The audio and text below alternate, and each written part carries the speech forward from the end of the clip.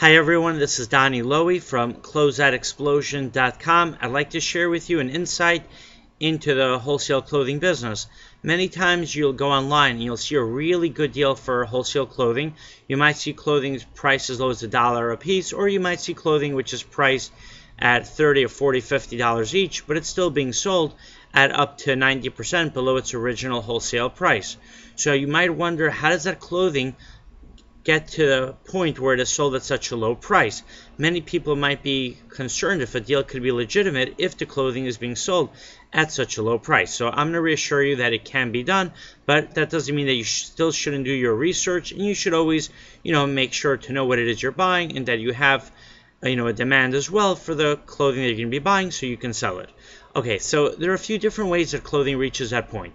One of the ways is it can be excess production. So a brand might have made 1,000 pairs of Levi jeans, and now they've only sold 950 pairs.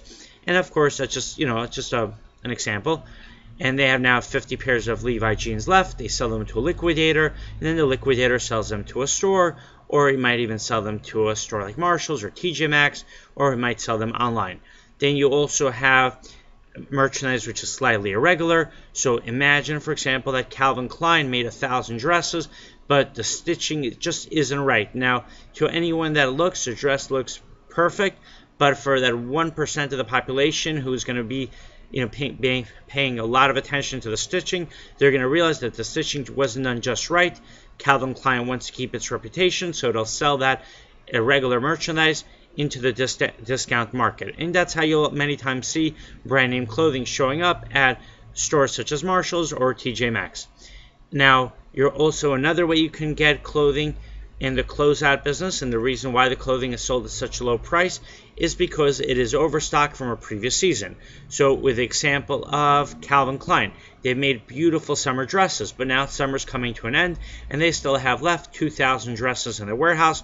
They're going to look to liquidate those dresses. The dresses are going to be sold at a very low price because whoever buys them is either going to have to store them until next spring and summer, or they're going to have to sell them to a market that currently has spring and summer. Okay, so in other words, let's say you have a store in Australia, and now it's winter in the United States. So your season is opposite to the season of the United States. You might buy winter clothing, even though the season is almost done in the United States, because you're going to be able to sell that clothing in the season which is winter, which is what you're experiencing, because your season is opposite our season. And the same thing could apply to many different countries. Another way, which I've mentioned, is department store overstock. Imagine a department store had a sale and they had 1,000 men's dress shirts, and now the sale is done. They want to bring new inventory in. They don't want customers to see the same clothing all the time, so they're going to liquidate whatever inventory they have left over, and that's how that clothing will be sold as department store overstock.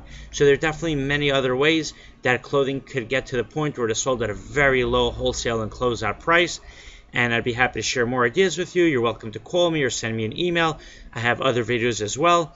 My website is closeoutexplosion.com. Please visit my warehouse the next time you are in New York. Have a great day.